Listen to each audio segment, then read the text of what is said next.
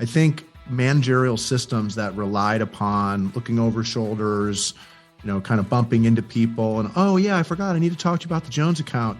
Like that kind of stuff doesn't work anymore. So there's a more formal structure that's needed. Welcome to the Joy Powered Workspace podcast, where we help HR and business leaders embrace joy in the workplace. I'm JoDee Curtis, owner of Purple Ink and powered by Purple Ink. And with me is my dear friend and co-host, Susan White, owner of Susan Tender White Consulting, an HR consulting practice. Our topic today is strengthening remote teamwork. And I really do believe, given where we are in the world today, after a couple of years of combating the pandemic, a lot of organizations have taken remote work and made it really a constant in their future.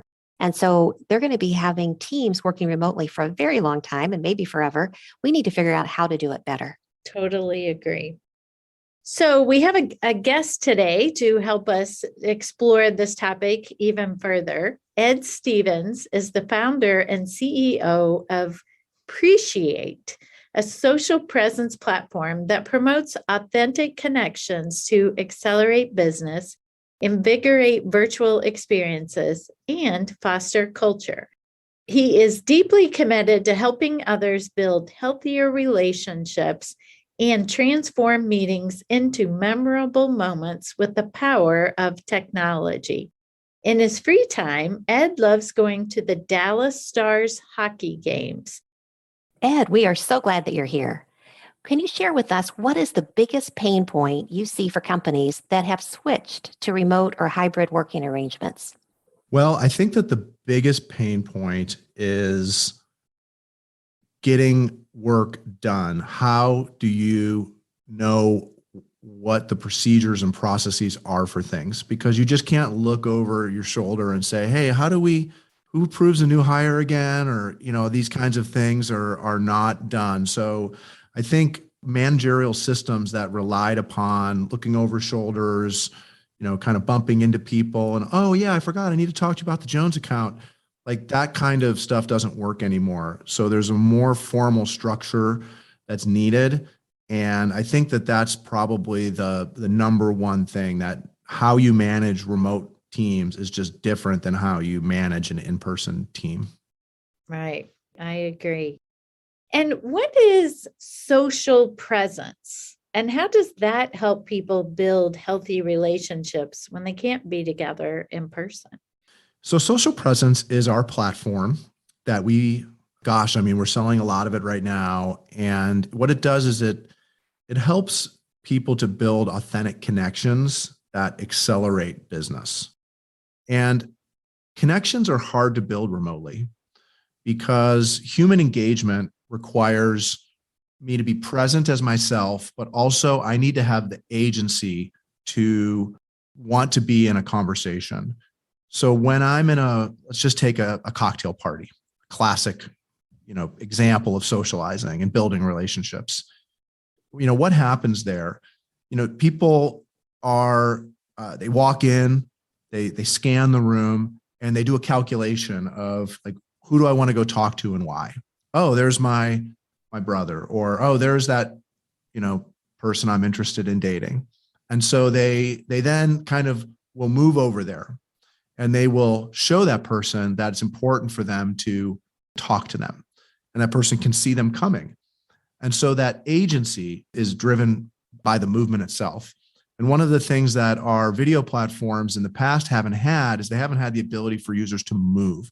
So like in a Zoom, if there's like two people, that's okay. It's just a one-on-one. But if you've got like 30 people in a Zoom call, or 50 or 100 or 500 in an all hands meeting, now you're talking about, how do I network inside of the business? How do I go find those individuals who I want to thank them for helping me? I want to butter them up for a promotion. I want to ask them what's going on with the finances of the company. I want to try to get some information. Well, how do I do that in a 50-person Zoom call? I can't. I might be able to DM them, but that's not natural. So in Preciate with social presence, you enter a room and you actually move around, and you can be in a room of 100 or 200 people. And that gives you the presence, the real life atmosphere. And that helps people to express themselves with that movement and agency. And that creates the engagement itself. Can you move in the middle of a meeting? Like if you want to talk to somebody, or is it only if it's like a networking time? How does that work? How do you leave the room you're in and go visit with others? So it depends on the host and how they want to run the meeting. So again, like if I have an all hands meeting, I may set up an auditorium and tell people to sit down and watch me present, or I may have a company event where everybody's on their feet and we have an ice cream social. So there could be an all company meeting that is meant to be more networking oriented or is meant to be more content oriented. So in the virtual world, the tool has to be able to do both. And so the host can, stop people from moving during a presentation. They can push it to full screen mode. They can alternatively allow individual conversations to continue. So you can whisper in someone's ear while I'm presenting. So all of those combinations of what you would do are available in the tool, and the host has all the controls to be able to make that reality. Wow, I love that. So how many employees does Preciate have now? We have 18 employees. Oh, that's great. And yeah, huge. I bet from starting it, I think that's amazing. What is your secret to attracting and retaining great people? It's such a good question. It's a passion of mine. My last company was in San Luis Obispo, California, and it's a small town, the Central Coast. And the labor market was pretty small. And so we worked really hard at developing talent. So I think that there's two sides of, attracting and retaining people is about finding out what they're really, really good at, which you can do usually can do during the interview process, but sometimes you really learn that only after they're at the company. So you have to be willing to say, well, gosh, I thought this person was really organized, but actually they're really creative and I totally got that wrong. And so I'm going to try to pivot them into a more creative aspect of this department and see what they say. Experience doesn't matter that much to me. You do have to have experience, at least like anchors of experience, at different parts of the company, so that there's somebody who knows kind of how things should get done. But young people are capable of so much more than what they are typically given credit for. And, you just watch the Olympics and there's like 15 or 18-year-olds and I was in the Navy, and, the average age on an aircraft carrier of 6,000 people is under 20 years old. And you just think like, oh my gosh, they're driving this huge ship is full of people who can't even buy a drink. And so, really you need some process and procedures to help, them understand and learn. And then you really, really have to spend the time to explain why you're doing what you're doing. That's probably my biggest secret. I do like to talk. That's why I'm on a podcast. But people want to know why is that decision being made, and especially if it's unpopular or maybe questionable, like why are we not giving this client what they want, or why are we choosing this product to build over that, or why are we choosing to hire this person instead of that person? And if you just kind of say like, oh, that's just, my way or the highway, you're going to lose a lot of people because you got to teach, And so I think that's probably, I really like teaching. I really like explaining, and that helps people to develop and grow. It's probably been my biggest secret. Not a secret anymore. Yeah, you've just told our entire listening audience. Take it back. Edit that out. Yeah, it's in the world. And Ed, what kind of practices do you use to optimize yourself for top performance? I like to get a full night of sleep. So unlike people who say they can sleep on like 5, 6, I can operate on 6 hours of sleep if needed for extended periods of time, but I really like my full 8. I meditate. I find meditation to be really powerful for me. And, I got to stay like above the minimum physically, so like if I start to lose energy, if I'm starting to feel sluggish, then it's like, oh, I got to hit the gym. My personal energy will will kind of be in proportion to my physical fitness. And I hate working out. I hate exercising, to be honest. But you know it's good. Well, I like having energy, and I like winning. I like getting good results. And so if I have to exercise to get there, it's like brushing my teeth, I'll do it. Yeah. Well, Susan and I are both big fans of sleep as well. Oh, too. amen. I think actually as I get older, I've become almost obsessed with trying to get 8 hours of sleep, or if I know I'm only going to get 7, then I really rethink, like, what am I doing? How will I be high energy if I only have 7 hours of sleep? So Yeah. And don't underestimate the power of a good nap. yeah. I'd say if there's anything that's really been amazing about working from home during the pandemic, it's that I would just be able to slip over and take a 20. I'm a power napper, so I can take a 10-minute nap and just be like, boom, ready to go. So I also would highly recommend the power nap. There's been a lot of really good people in history who have napped, like Winston Churchill and Albert Einstein and others. So I model myself after them. Yes. That's terrific. I love it. So I know that Preciate is a work from anywhere company. What kinds of remote management techniques have you found particularly useful for leading your teams and providing communication and keeping people feeling really engaged to get the results you need?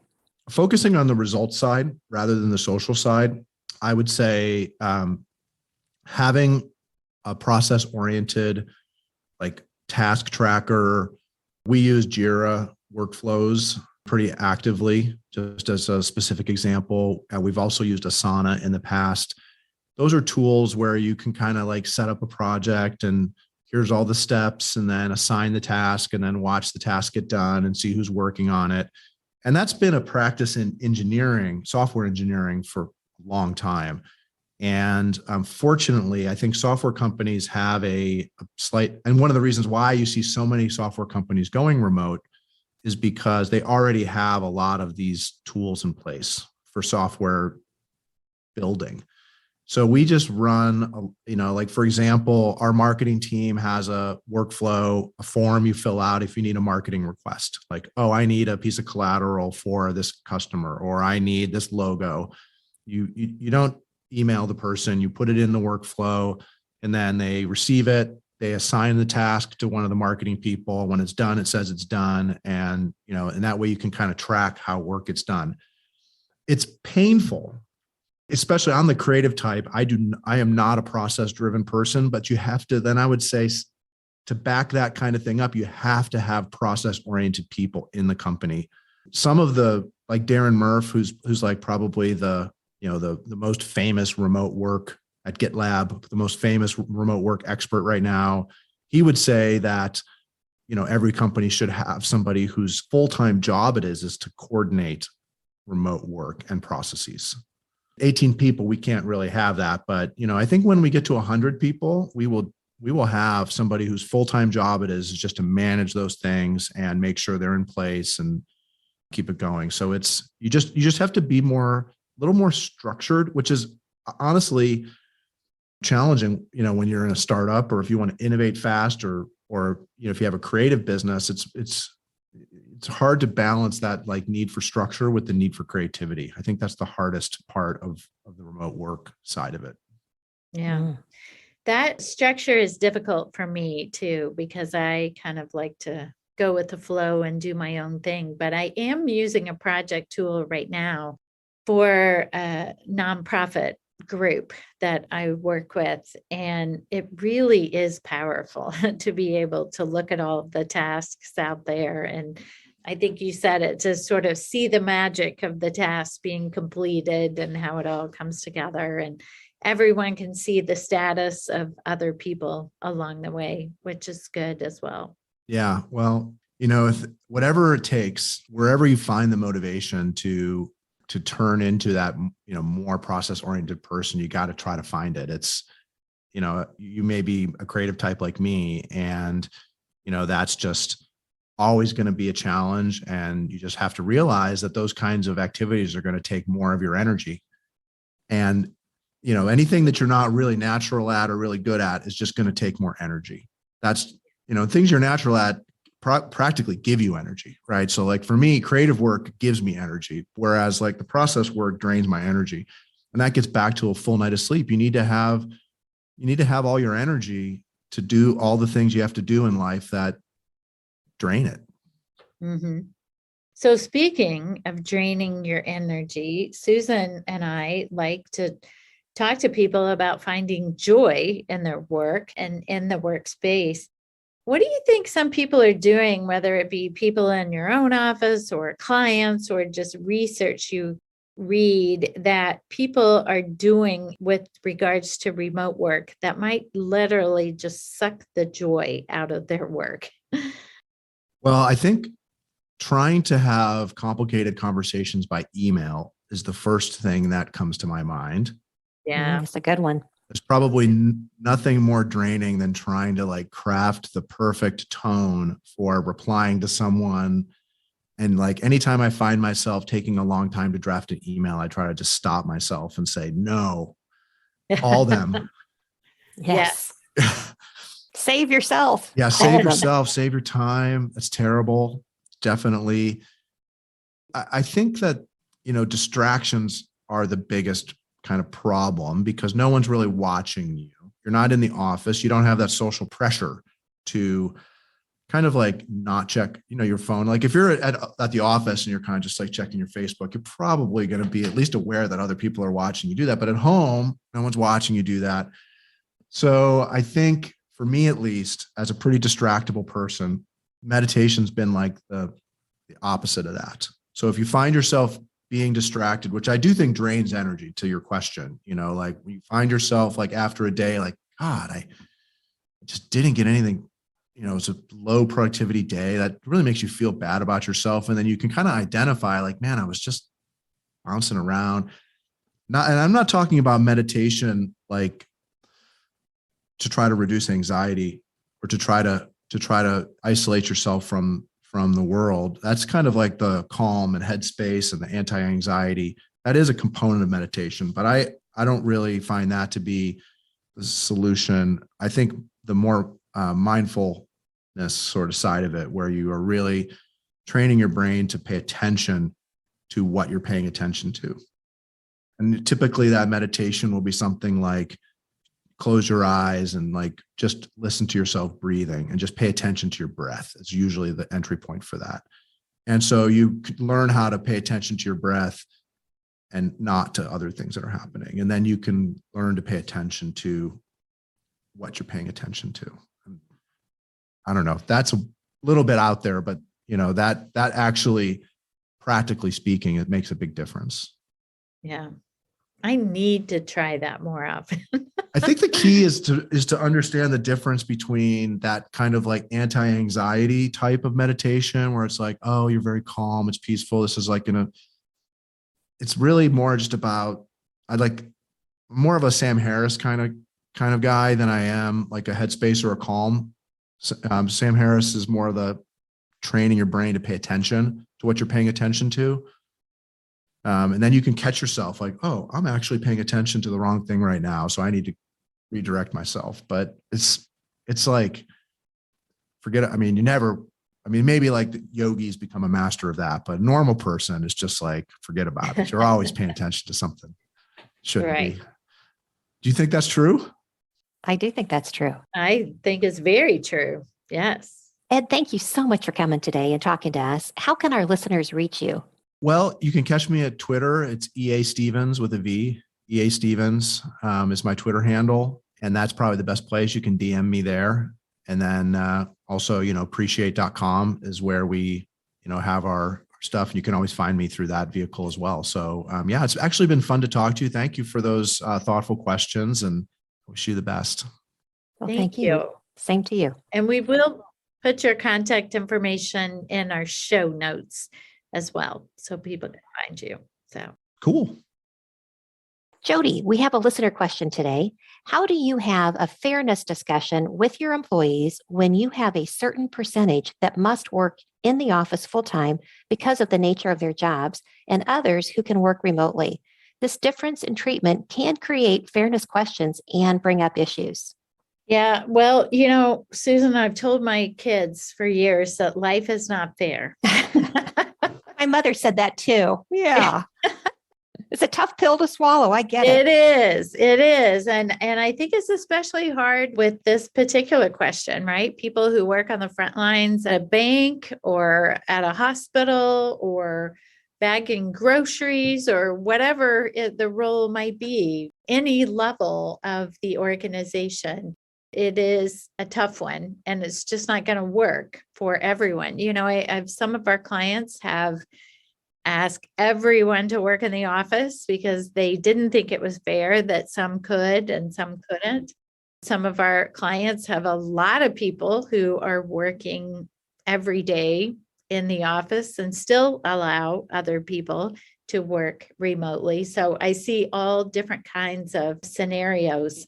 One thing, though, I think I've read so many articles on this that most people, not everyone, but most people really, it's not that they really want remote work, it's that they want the opportunity to have flexible hours. And that really exceeds the demand for remote work, even though they might ask for remote work because that might give them more flexibility. But so I think one of the biggest things that organizations can do, if at all possible, is to give people more flexibility, even if they do need to be in the office, in the plant. So when that works, thinking about, could people have flexible hours? Could people work 4 days a week? Could some people start at 6 a.m. and some people start at 9 a.m. and work later, or whatever might make sense to still gain coverage live. Any other thoughts from you, Susan? I totally agree with your suggestion. I think that's probably the primary route I would go, but a couple of other ideas to think about. Perhaps looking at your total reward system, and as an organization, where are you going to invest in your bennies and your perks? Think about for your on-site employees, those that have to be there facing the customer. Maybe you have on-site rewards that people who are hybrid or that are not 100% in the office aren't eligible for. Maybe you have like packaged dinners, that you have a caterer that packages up dinners for people that they get to pick up on their way out the door. Maybe you have some type of on-site pay premium for people that they have no other choice. They have to be there. But think about it. You've got a total rewards budget, and you do want to make sure that you've got some type of equity or fairness to compensate those that don't have the same kind of choice that remote workers do. I love it. I also think it's important that we remember that not everyone sees working remotely as a benefit. There's lots of different desires on that. I actually interviewed a lady just last week who was interviewing because she had been working remotely for 2 years, was not allowed to return to the office, and she missed the people. She loved her job, but she just wanted to be around more people. So, you might ask some people that too, not just assume that working remotely is the best option for people. Makes sense. So, yeah. Thanks for the question. That question came from one of our listeners who was applying for SHRM credit and filled that in on her evaluation. So we're always interested in hearing your questions. In the news section today, in an email I received from northstarinbound.com, they said that buzzwords can be useful in the workplace, but they also wondered if employers should use them in job postings.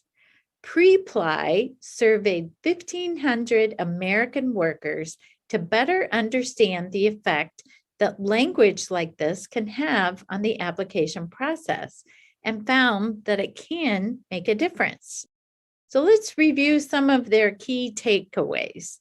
The first one was that 70% of workers say that the use of trendy language in a job posting has influenced their decision to apply for a job.